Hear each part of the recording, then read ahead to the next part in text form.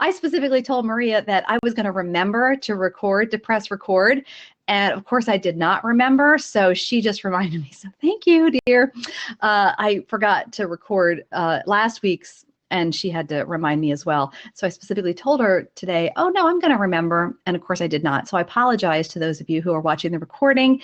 You missed the first couple minutes. So I will reiterate. Welcome to the Dr. Anita Show. I am a licensed psychologist. I work now as an executive coach. I work with business owners, leaders, and professionals. I help them reduce overwhelm, reduce stress so they can move forward and upward in their lives and their businesses. So I really am oriented towards helping as many people as possible to get out of their own way, to learn how to manage the stuff that happens in life in a way that makes sense, that's balanced, but also at the same time still grow in the areas that are important to you, whatever those areas are.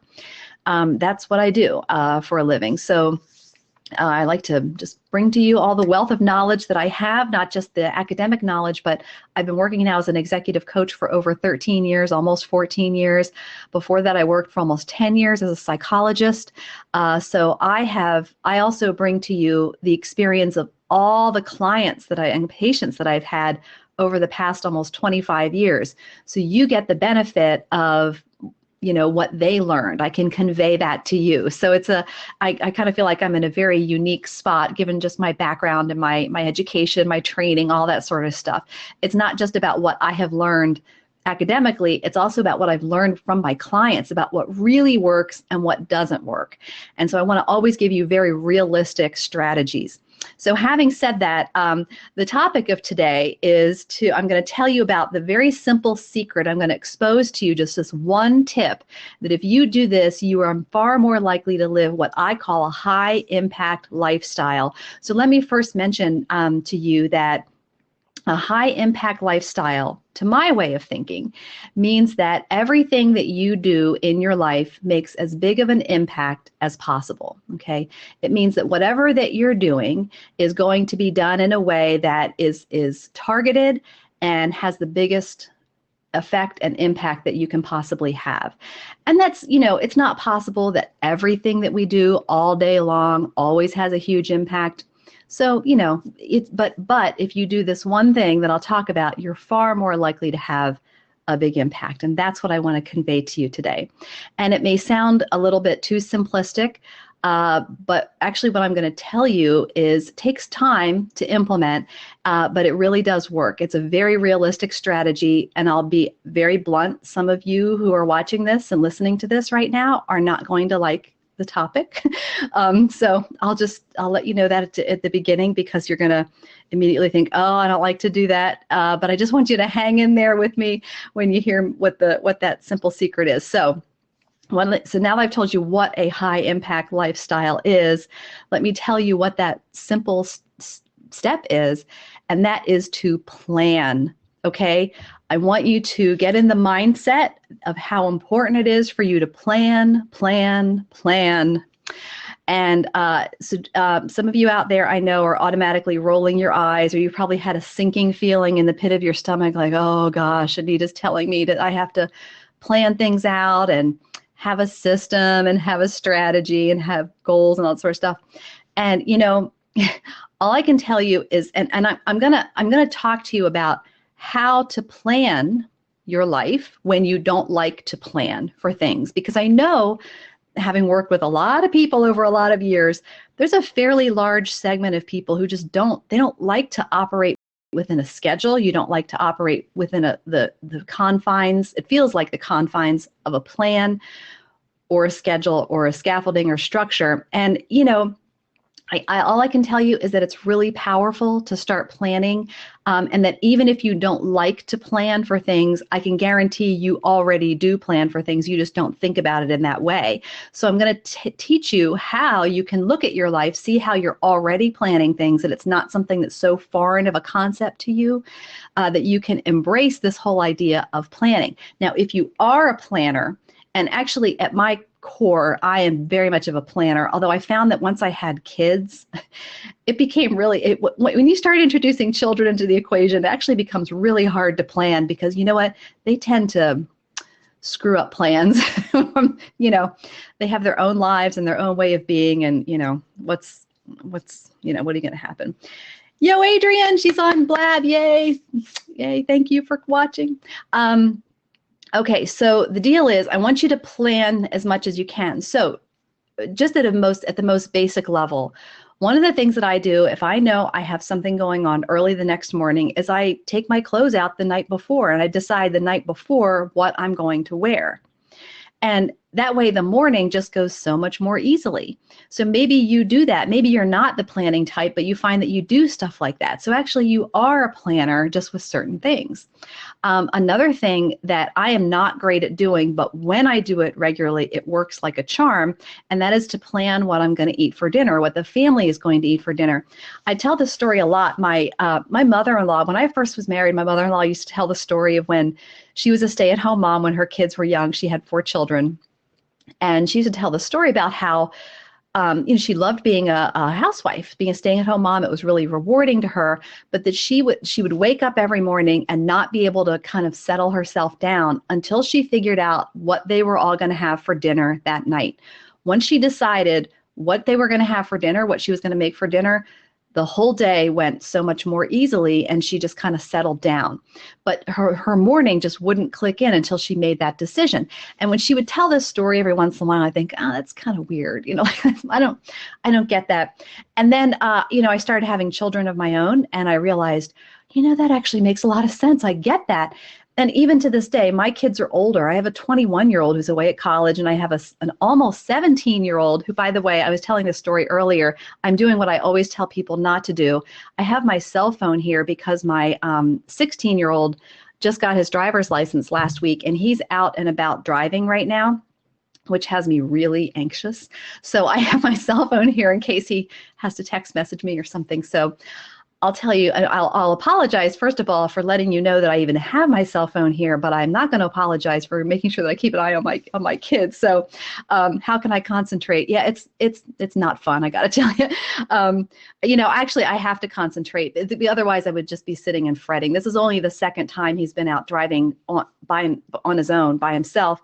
And not only that, but it's raining right now, and we just had 3 feet of snow last week, so there's all kinds of flooding going on, or the potential for flooding. So I just can't think about it, because, you know, you do the best you can when you teach them how to drive, and you just have to pray, basically, you know, let it in God's hands. That's how I'm trying to concentrate. Anyway, okay, so back to eating.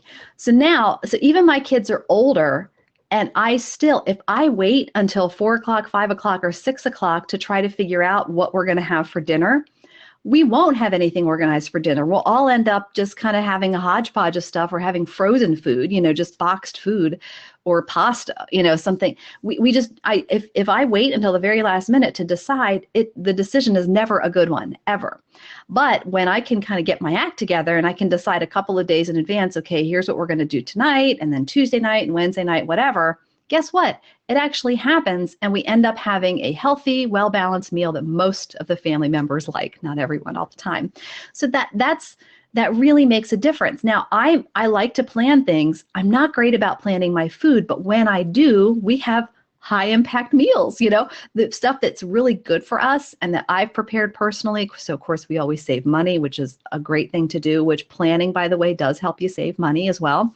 So there's lots of reasons that planning really helps. And even if you are a planner sort of a person, there might be areas like me that you're not great at when it comes to planning. And so that could be an area that you might try to work on, especially when we start talking about how important it is to plan. Now, by the way, please, if you have any questions or comments, don't hesitate to send them along in the chat box, or if you want to join me in the open seat, I have a couple open seats available. If you want to talk face-to-face, I would love to hear your questions and your comments, especially if you don't like to plan. If you're that sort of a person, I'd like to talk to you, because everybody does better when they plan. You don't have to be hyper planned. You don't have to have a structure that's down to the most minute second of the day, but planning really makes things happen. Now, here's why. When we plan for things, it's extremely powerful, because what you're doing is you are deciding ahead of time what you are going to say yes to but more importantly, what you are going to say no to. Okay. And I've done all kinds of eating plans, cleanses, detoxes, all that sort of stuff where they give you an eating plan for 21 days and you do this or if you ever tried to lose weight and you tried to follow a diet, like a prescribed diet or something like that, you may have had the same experience where because one of the things I learned in having those experiences is that trying to achieve my objective isn't as much of a matter of what I say yes to, the things that I choose to do with my day and with my time, but it's actually more of an impacted by the things that I decide not to do, the things that I am maybe confronted with and I say no. So for instance, if you're on a diet and you're trying to lose weight, you can eat tons of fruits and vegetables all day long, and that's great, but if you're also eating jelly beans and cupcakes, then you're not really achieving your true objective, even though in many ways what you're saying yes to is really great and desirable and kind of getting you towards your goal. But what you're failing to say no to, the boundaries that you are not adhering to in your life, that's actually undermining all the good stuff that you are doing. So when you have a plan, what you're doing is you're setting forth some sort of structure. I did say jelly beans, yes. What you're putting forth a structure and telling yourself in your mind, okay, I'm going to do X, I'm going to do Y, I'm going to do Z. And when you do that, it's kind of implicit that you're not going to do things that are not on that list of things that you are going to do. So one of the things that this really is, great at helping people do is managing distractions. So, planning on the surface, it sounds like, this one simple thing that if you do, you'll have a high impact lifestyle, and you will. But actually implementing the planning can be challenging. And one of the things that challenges our plans always is managing distractions. So that could be, for a lot of people, this is a huge problem. Their mobile devices, being on Facebook, texting, whatever, and I'm talking about mindless texting or things that aren't really helping you achieve your most important goals and objectives. There's a little bit, you have to live, you have to communicate with things that aren't necessarily the most high impact activities or tasks.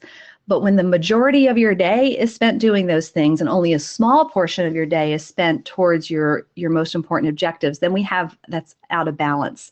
And that's what we need to fix. So when you have a plan, what you're doing is you're making it less likely that those distractions are going to interfere with your progress. Now, you have to implement the plan for sure. And if you're not committed to the plan, then, you're going to be very vulnerable to those distractions kind of eating away at into your mind and trying to get their attention. Do I help ADHD people? Yeah, you can do it for others. So one of the issues is sometimes people think they have ADHD and it's not truly ADHD. You've just trained your brain to jump from topic to topic. And so one of the big things that you can really help yourself do is to build up your focus muscle, as I call it in your brain, is to just set a kind of objectives every week to gradually grow your attention and the amount that you can pay attention to something. And that alone can help a lot. Now, if you really have ADHD, like it's the true neurochemical thing, it is harder. And so what people like that, and I, this is just the truth, sometimes having those external things really does help people with a true attention problem. So having a device around you that tells you, that kind of screams at you if you don't move on to one thing or another. I have worked with people who have attention problems, like legitimate attention problems, and it's hard, both for me as a coach, but also for the client, because you can't help it. But there are systems and techniques that you can put in place that make it better and really do allow you to stay more on target. Part of it is the mindset of recognizing how valuable it is to focus when you don't want to, because people with ADHD are really good at going off on different tangents and then justifying why that tangent is actually relevant to the original thing that you were talking about or that you were working on, when in fact it really I mean, it may be tangentially related, but it's not functionally related and it's not helping you get to your objective. And so a lot of times I'll spend times in those sessions with people with ADD, and I have to kind of pull them back and say, okay, yeah, I see where it's related, but it's actually not helping you get to your ultimate goal, which is to get done with something.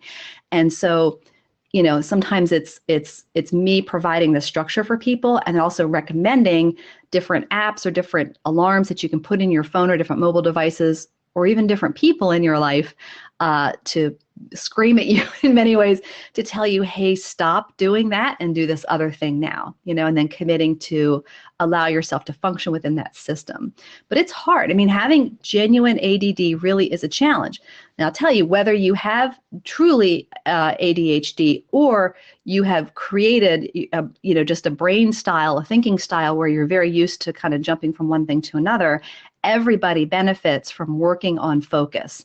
It is something, if you set that as a goal, just every day, pick an activity and focus on doing it for just 2 minutes more than you normally would.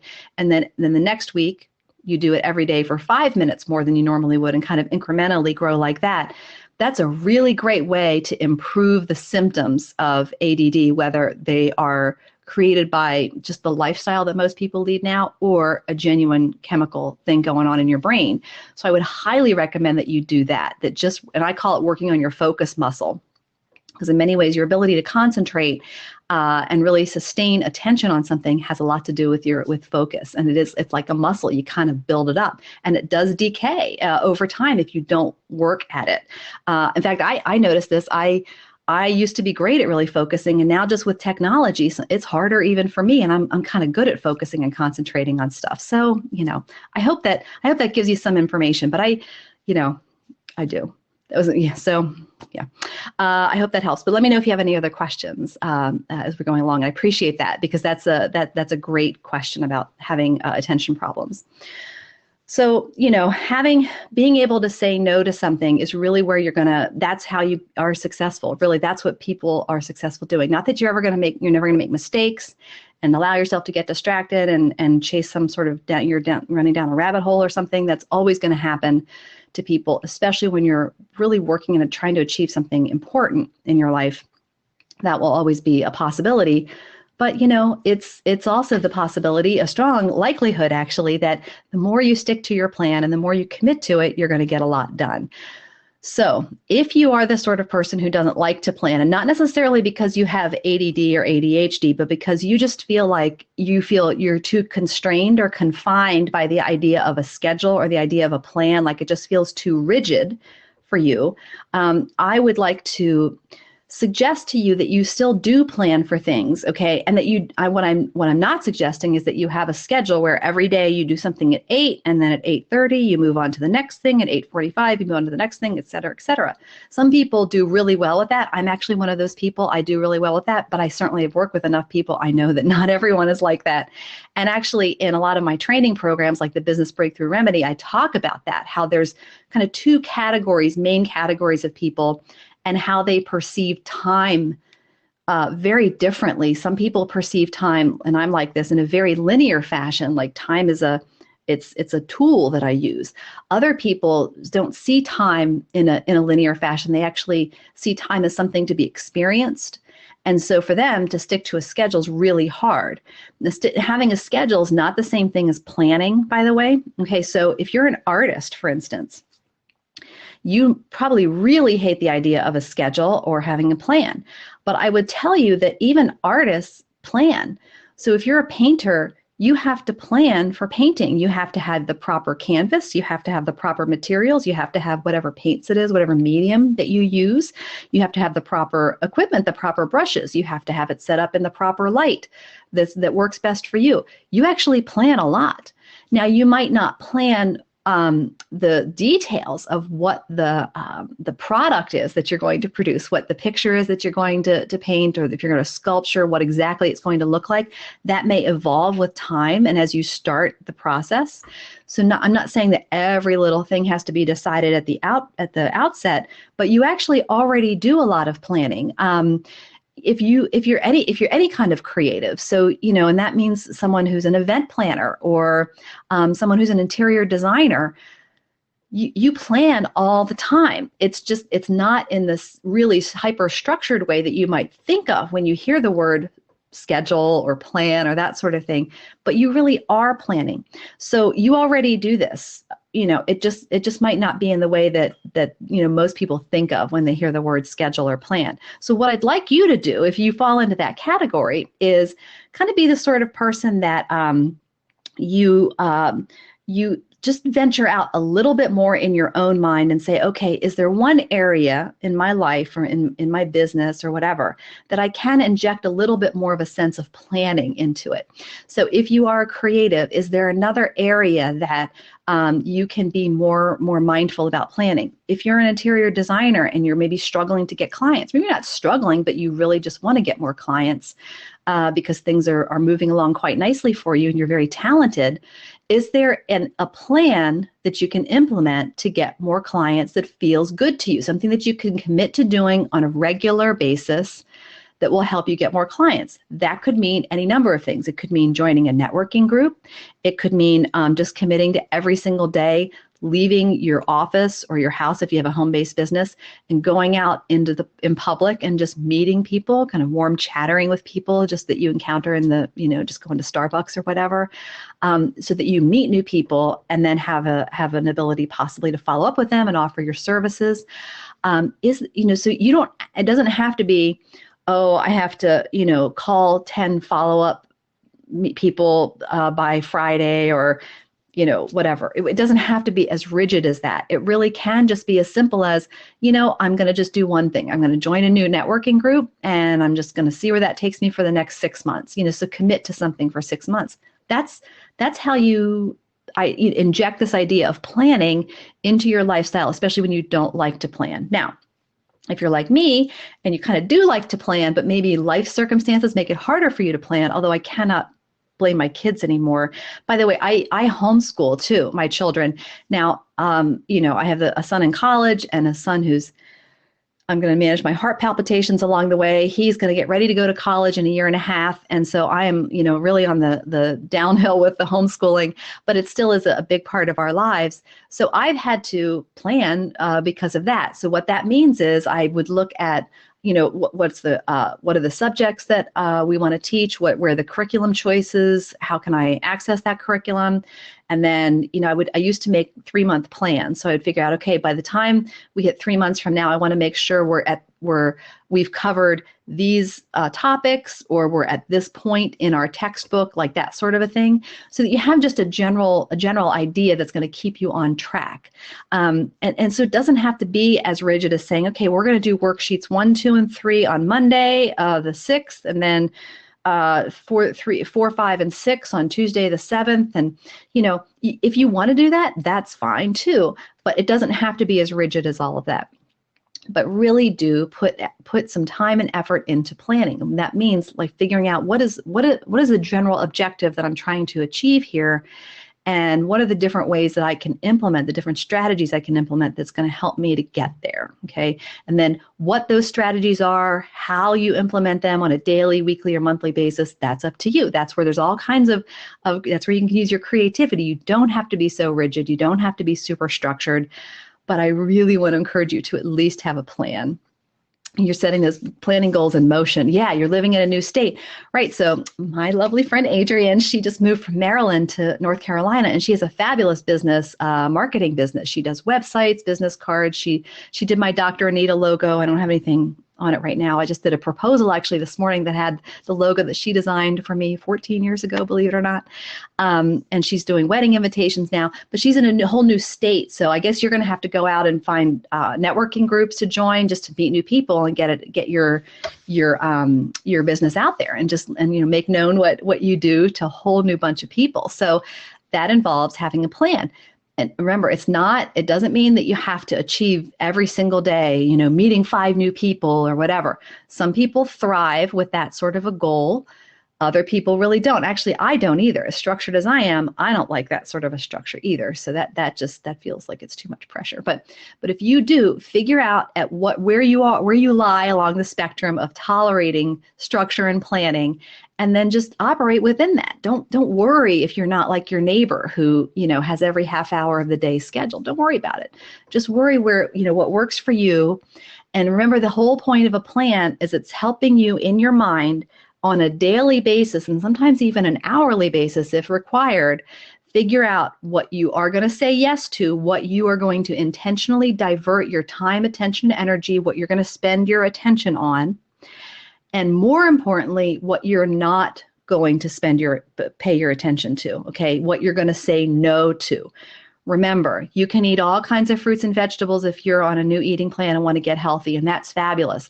But if you're eating jelly beans and cupcakes along with it, then there's something wrong there. You want to develop a plan that's going to help make it easier for you to say no to the jelly beans and cupcakes, as sad as that will be. But as I remind myself all the time, it is very important to continue to say no to the jelly beans in particular, because it's just undermining all the other good stuff that I do to eat my jelly beans, even though it's very sad and tragic when I say no to them. But we push on because there really are more really, truly tragic things. Your to-do list adds stress. Okay. Yeah, so don't set yourself up to fail, for Pete's sake. This is, and part of this, if you're a type A sort of person, you can't help it.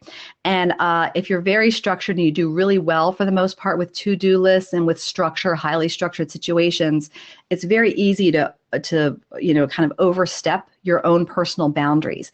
And so the first step then, before you make your to-do list, might be, your main objective is to accomplish tasks at the end of the day that make you feel good. Okay, so that your actual main objective is to end the day feeling accomplished and good about what you accomplished instead of behind the eight ball. So have that be your true primary objective. Your main goal is not to get through the first 10 things on your to-do list, because that does add a lot of stress. Make your main goal, hey, I want to make sure that by the time my head hits the pillow tonight, I feel really great about what I accomplished and the amount of time I was able to devote to it. I'm not sure if that helps a lot, because what that does is if that's your primary objective, that helps you figure out exactly what you're going to put on your to-do list and what you're not going to put on your to-do list. Maybe leave it for tomorrow. It forces you to be very mindful about your to-do list. So for instance, one of the things that I tell all of my clients to do, and this is a note, you can take this note down for yourself, is to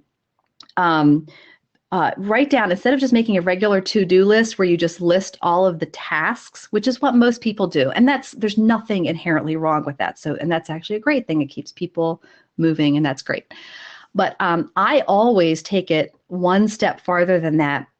And it actually ends up being probably 2 or 3 steps beyond that too. But what you want to do is you want to write the agenda item, the task, and then behind it write an amount of time, like an estimate amount of time it's going to take for you to achieve that task, for you to accomplish that task. Because oftentimes that's where people get off track for 2 reasons. One, they don't adequately schedule the time for the tasks that they have. So they underestimate or they overestimate how long something might take to actually do, so that they kind of out of the chute or are behind the eight ball. The other reason people get off task is just because stuff that just happens during the day that takes precedent over the other stuff on their to-do list. And that's just something that happens. You have to be realistic about time and about your environment and what the flow of your workday and what normally happens. That's just, what are you going to do? In certain workplaces, that is how business is done, is to just pop into people's office and kind of make sure something's done right then and there. Like, they don't tolerate putting things off and that sort of thing. So you have to incorporate just the culture of your workplace into your to-do list. But definitely the next time that you make your list, make sure that you write there exactly how much time you think it's going to take. That would be a great time to reflect on times in the past when you've done a similar task, and you can say, oh, it took me about, like couple hours, and I thought it was only going to take 1 hour, but in reality it ended up taking 2 or 3 hours because it got a lot bigger than what I thought. So then you write that down, and that might be a clue to you to not put that on your to-do list for that particular day. That might be something that needs to be scheduled, deliberately scheduled at another time during the day. This just happened to me yesterday. I got a new laptop, and without going into the gory details, rather than just using Carbonite to download all the stuff, I figured it would be easier in this to get a jump drive and download a lot of my pictures onto the jump drive and then upload them into my new laptop. And I thought to my head, oh, I knew about how many files of pictures there were. So I thought maximum like 2 hours, because I knew it was just going to, take time.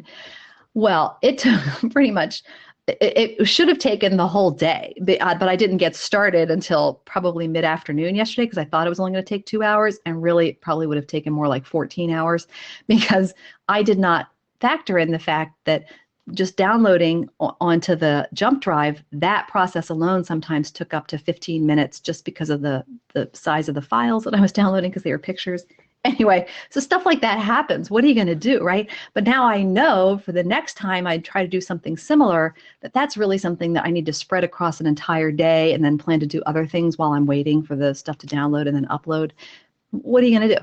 So, but do as best as you can with your to-do list. Try to jot down and anticipate how much time is this going to take. Another thing that really helps too, that I do, and I always encourage my clients to do, in addition to writing the amount of time something's going to take, is to jot down any resources that are required for that particular task, maybe that you don't have. Do you have to have a conversation with someone before you can do that task? Do you have to go purchase something? Is there like a physical product that you need before you can do that task? If that's the case for you a lot, one very powerful thing, and if you're my client, you've heard me say this before, and if you have any of my products, I say this a lot in my products, so I'm warning you, really have planning time either the night before or the very first thing in the morning. Take 10 minutes out of your day to plan the next day or the day ahead, okay, whatever works better for you. That means not only making your to-do list, but identifying about how long each task might take. I also tell some of my clients who like to do this sort of thing to write it in their schedule when they're going to do which task, so that's actually, they can look down their schedule for that day and say, okay, first I'm doing this, then I'm doing that, then I'm doing the next thing. Some people, that makes their skin crawl to hear me even suggest that, so don't worry about that if you're one of those people. Then the other thing is to, especially if you're doing this the night before, to list any resources that you will require in order to finish that particular task. Okay, so just write all of that down. It makes it just flow the next day so much more easily. There's something really powerful. A couple of weeks ago, I did a video. In fact, it might have been last Monday. I don't know, maybe. Oh, the night before. Yeah, you sleep better, right? You get off your mind, Adrienne. A lot of people do better the night before. I actually do best the first thing in the morning. That just works better for me. I just get that all in the morning. The drop-in distractions.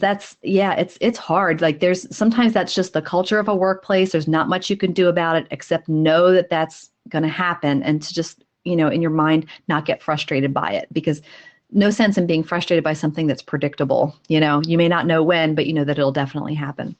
What the heck was I going to talk? Oh, I talked about last week or the week before, the tyranny of indecision.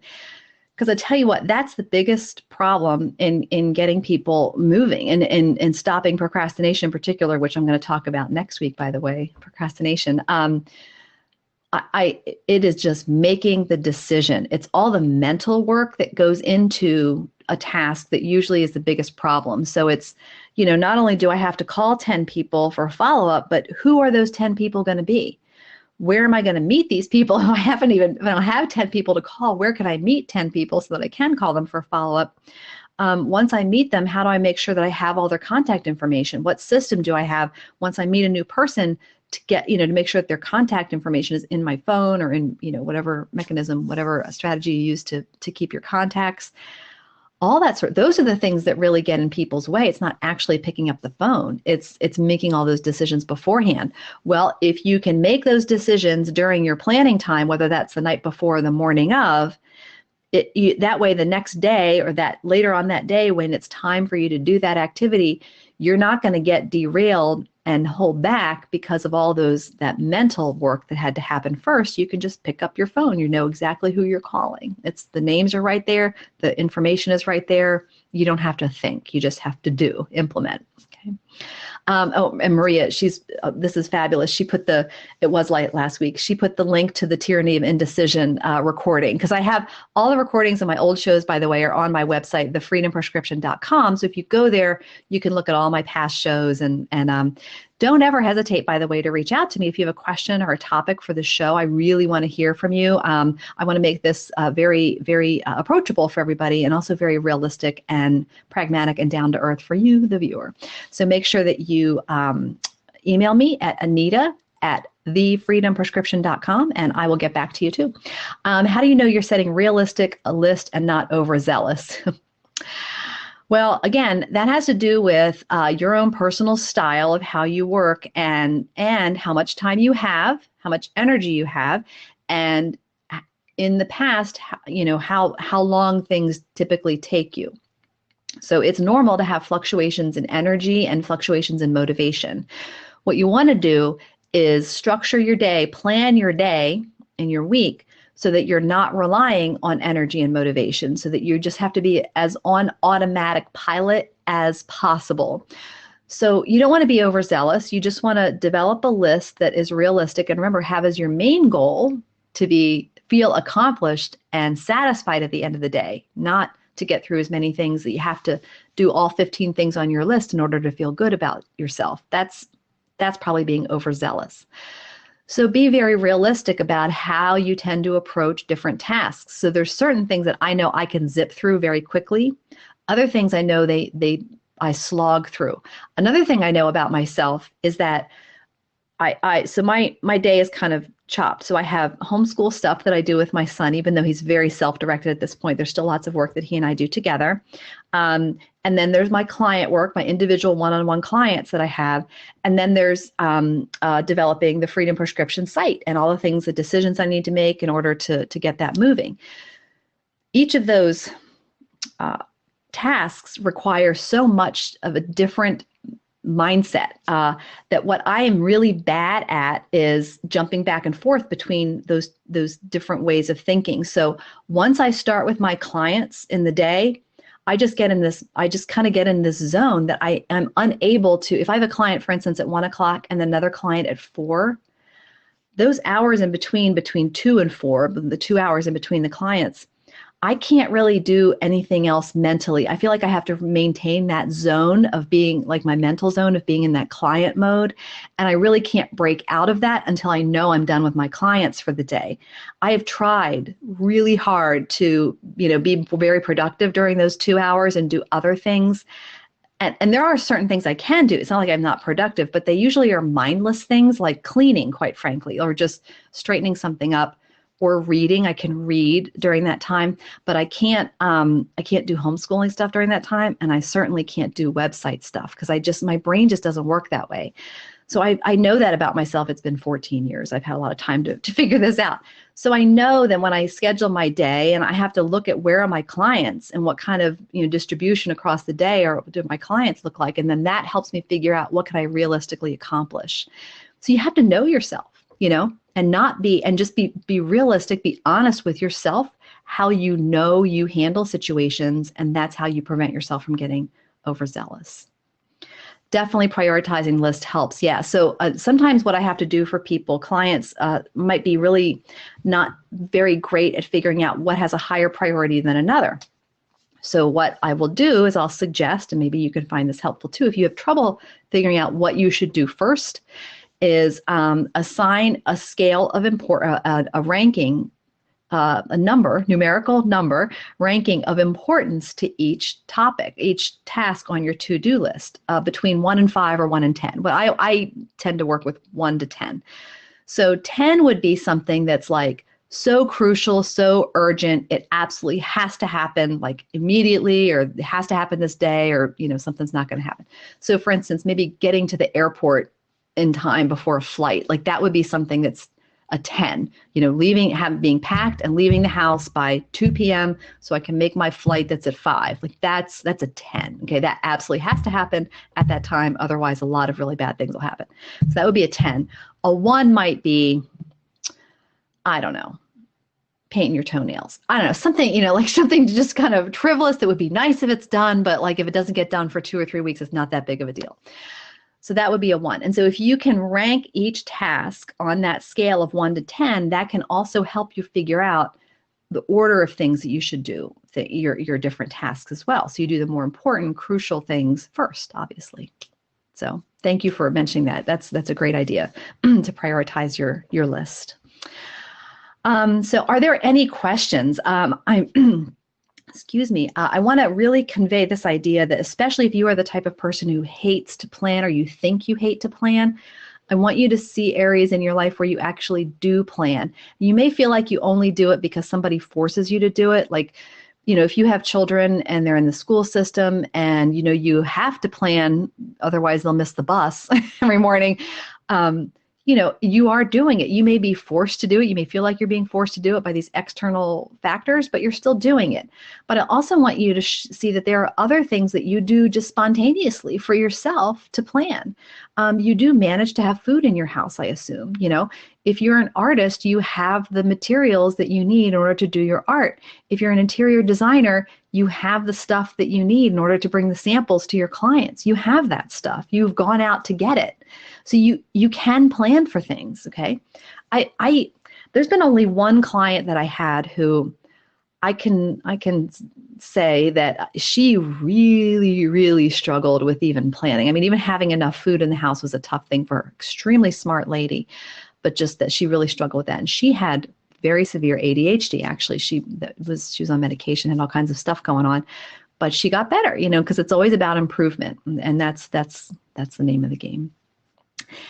All right, so any other questions? So please make sure that you just start planning more in your life, and I promise you'll start having a higher impact with the things that you do. Not necessarily because you're going to be, so much more productive, but you're going to be more successful with the things that you are geared towards because you're going to decide ahead of time what you're not going to pay attention to, where you're not going to let your attention get diverted. And remember, success is as much about saying what you say no to in your life as what you say yes to. And so when you have a plan, when you have some sort of overall structure about where you're headed and what's important for you to accomplish, a lot of things happen a lot more smoothly, a lot more successfully. All right, other questions? And if anybody wants to get on the open seat and talk to me face to face, feel free to do that. I know it feels intimidating, I guess. And I think a lot of people too, because I'll tell you what, one of the things, I think I mentioned this during my first blab back in December, I've had people over the years, for a lot of years actually, tell me, oh, Anita, you should have your own radio show or your own television show. I've heard that for so long. And for a couple of years, I actually was a guest very frequently on a friend of mine. She had a show here in our local community on cable access. So for about 2 years, I was on just about every week with her.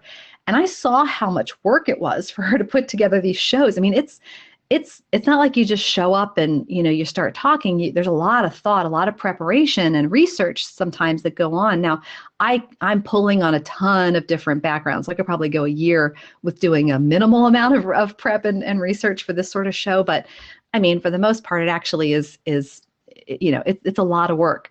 So I just kind of drag my feet, but I thought, no, this is the year. I'm ready to do it. So and Blab, this platform, which I think is perfect, is here. But one of the main reasons that I thought about doing a radio show or a podcast as opposed to live streaming video, which is what this is that now I need to make sure I have my makeup done every day that I'm on the show and that I'm not wearing, my sweatpants. Because when you work from home like I do, now sometimes I have clients and I go to their place and I work with the higher level executives of bigger corporations. I go to them and obviously, I wear professional clothes, but a lot of my clients, I have clients all over the country, and it's by telephone that I do the work. So, I don't exactly pay attention to what I'm wearing or if I have my makeup on. But when I'm on live streaming video, I need to pay attention to that. and it's just something extra. So maybe you're sitting there thinking, oh, there's no way I want to be seen on screen. I don't have my makeup on. I get that 100%. So don't worry about it. Except I'll tell you, you're not the host. So if you don't have makeup and don't have your hair done, it's probably not as big of a deal like as if I didn't. But although maybe if I didn't, it wouldn't make a difference anyway. I don't know. My lovely assistant, Maria Elena, also put up a link. So she's put up a couple of different links. One link is to the recording of my previous show, which was The Tyranny of Indecision. If you haven't watched that, I really would encourage you to go watch that. It's because indecision, that's the main reason that people aren't getting stuff done. And I'll, remind you of that story that my mother-in-law told me about planning for dinner. Like she couldn't relax at all during the day until she knew finally what she was going to have for dinner that day, that night, and then the rest of the day went so much easier. When you plan for some of these things, everything kind of relaxes and falls into place. It's that indecision that keeps you churning and keeps you from moving forward. So I think that that's a really valuable link for you to go watch. Also, I have a free 43-page productivity booster and stress buster ebook. If you go to thefreedomprescription.com, and Maria put the link right there, you can get that. It's free, and it takes you through a whole bunch of different exercises that helps you increase your productivity and decrease your stress, and I'm all about that. So while you're thinking of more questions or more comments, I'll let you know on Wednesday, I mentioned this at the beginning of today's show, but on Wednesday, I'm going to do something that I'm going to try to do once a month, and that is to have an open line show. So normally I have a topic and we talk about what the topic is that I decide, but on Wednesday, I'm just going to show up and have you all tell me what you want me to talk about. So if you have a question, if you have a comment, if there's something you just want to know a little bit more about, please come with those questions and those comments and let me know, and you guys can totally generate the content for the show. So I just want it to be open line. You can ask me about if you have any questions about psychological stuff too. I'm happy to answer them, reminding you that, of course, it's no replacement at all for direct mental health advice or care or services. This is just for entertainment purposes, really. I need to make my lawyer happy by telling you that. I'm not,